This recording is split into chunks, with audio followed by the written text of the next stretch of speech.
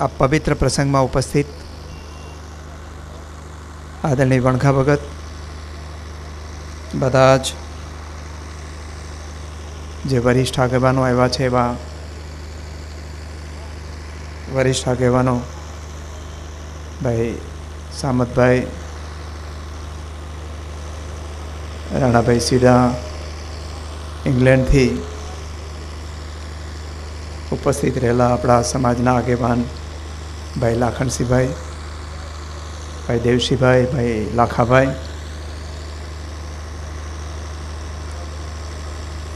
દિલીપભાઈ મોઢવાડિયા,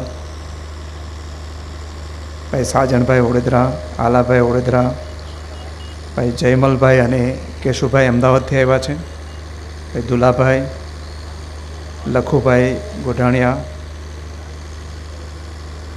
નવઘણભાઈ કિંદરખેડાથી અને પોરબંદરમાં છે આપણા નવઘણભાઈ મોઢવાડિયા, કાનાભાઈ આગઠ, ડૉક્ટર રામદેવ મોઢવાડિયા, ભાઈ કુલદીપસિંહ જાડેજા, ઉપસ્થિત બધા જ જેટલા વરિષ્ઠ આગેવાનો આવ્યા છે બધા જ આગેવાનો, ખૂબ જ મોટી સંખ્યામાં ઉપસ્થિત સર્વે ભાઈઓ બહેનો, મારા વડીલો, યુવાન સાથી મિત્રો, મહેમાનો, બધાને હૃદયપૂર્વક નમન કરું છું. પદયાત્રા છે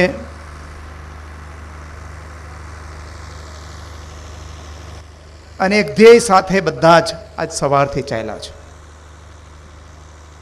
મને જે યુવાન મિત્રો પદયાત્રા કરવાનો વિચાર કરતા હતા એના માટેનું આમંત્રણ દેવા આવ્યા કે તમે જોડાશો કે કેમ. કારણ કે ઘણા અત્યારે તો આપણે ધર્મ સાથે જોડાયેલા સંઘો નીકળે છે અને યાત્રાઓમાં જાય છે.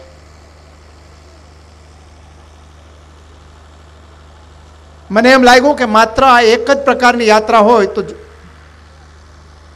એના કરતાં કોઈક સામાજિક ભાવના એમાં જોડાય તો મને જોડાવાનું ગમે. અને મેં કહ્યું કે આપણો દુશ્મન કોણ? સૌથી મોટો. તો એ દુશ્મનનો નાશ કરવા માટે આપણે બધાએ જોડાવવું જોઈએ. ઘણાને તો જુદી જુદી કલ્પના હશે કે દુશ્મન આપણો કોણ હોય. દુશ્મન આપણો અત્યારના આ સમયની અંદર જો કોઈ હોય તો એ આપણા વ્યસનો હતા. અને વ્યસન મુક્તિના અભિયાન માટે આ યાત્રા સમર્પિત થઈ એટલે મને જોડાવાનું મન થયું. છેલ્લા વર્ષોમાં મેં ઘણી યાત્રાઓ પણ કરી છે. પદયાત્રાઓ નથી કરી એવું નહીં, ઘણી બધી કરી છે. હું બોલવા ઊભો થાઉં એટલે કદાચ શંકા એવી પણ જાય કે અર્જુનભાઈ રાજનીતિની કોઈક વાત કરશે ક્યાંક, પણ યાત્રામાં આવ્યો છું. અને જો અહીંયા એના માટે વાત કરવા આવવાની હોય તો હું અમદાવાદમાં કે ગુજરાતમાં કરું, અહીંયા આવીને કરું એટલી નીચી કક્ષાએ ઉતરો એવો માણસ નથી હું ક્યારેય. 2005માં ઘણા બધા સાક્ષી છે, રાણાભાઈ સાક્ષી છે હું માનું ત્યાં સુધી. 2005માં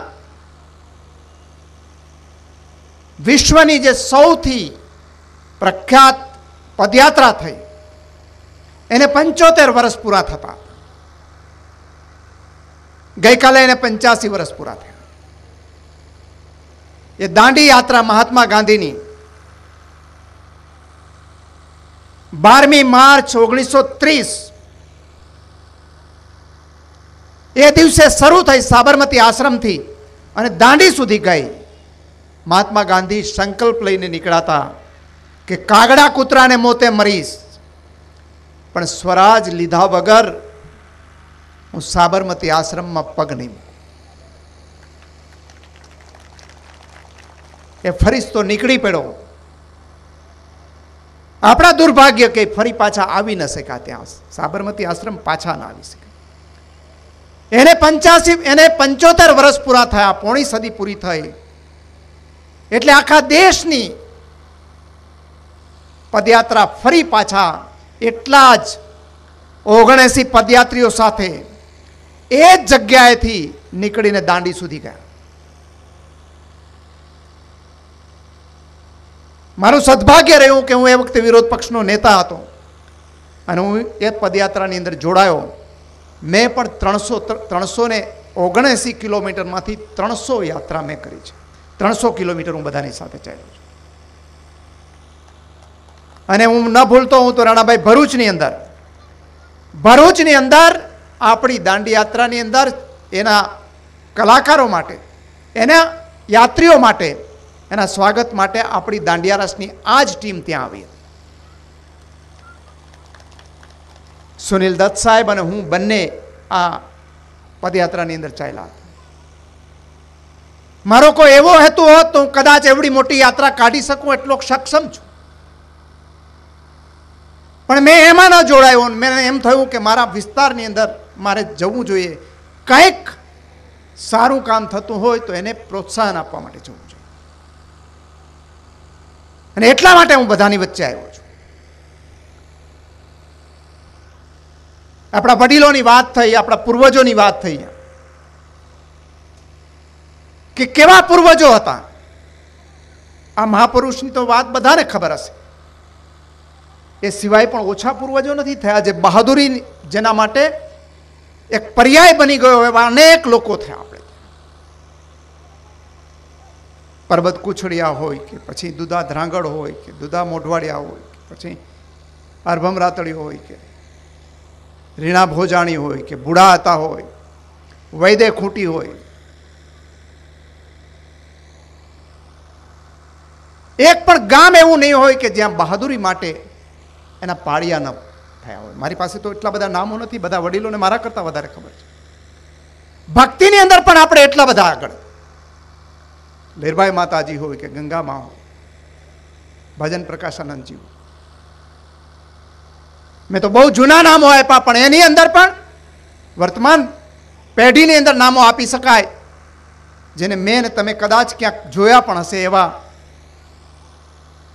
રામા મોઢા હોય આરજી હકુમતની અંદર કે કરશન મોઢા હોય.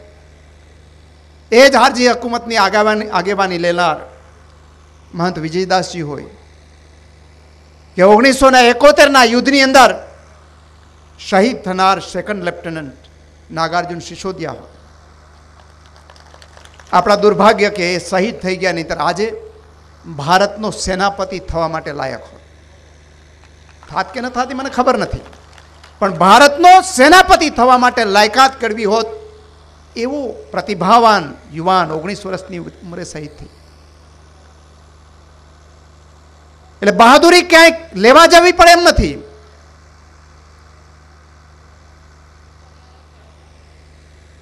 અને સમાજને રાહ આપનાર લોકો પણ આપણે ત્યાં થયા. માલદેવ બાપુ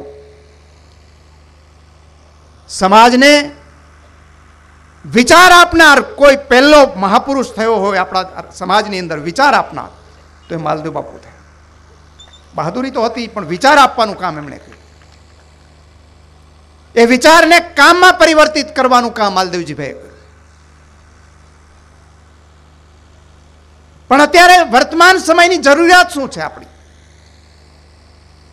બહાદુરી તો ઠાંસી ભરેલી છે. બધા એમ કહે છે કે બધી ખૂબ બહાદુરી, પણ જો વિચાર નહીં હોય તો એ બહાદુરી આપણી અંદર અથડાવાની, અને અથડાય છે. અને એ બહાદુરી નહીં હોય તો વ્યસનના, જેમ અહીંયા બતાવ્યું એમ વ્યસનના લાચાર થઈ જવાના. અત્યારે સમાજ છે વ્યસનનો લાચાર થઈ ગયો. હું તો ફરતો રહેનારો માણસ, મારા પગની અંદર ખંજવાળ આવે, હું ઘરે ન બેસી શકું કોઈ દિવસ. અહીંયા આવું તો અહીંયા ન બેસી શકું, અમદાવાદ જાઉં તો અમદાવાદ ન બેસી શકું. આખા રાજ્યની અંદર સૌથી વધારેમાં વધારે પ્રવાસ કરનારો માણસ છું. એટલે મેં જોયું છે કે આ વિસ્તારની અંદર હું દર મહિને 2 થી 3 ખરખરા કરવા એવા જાઉં છું. ક્યાં લીવર ખલાસ થઈ ગયો હોય, જુવાન દીકરો હોય એનું મૃત્યુ થયું હોય ને ક્યાંક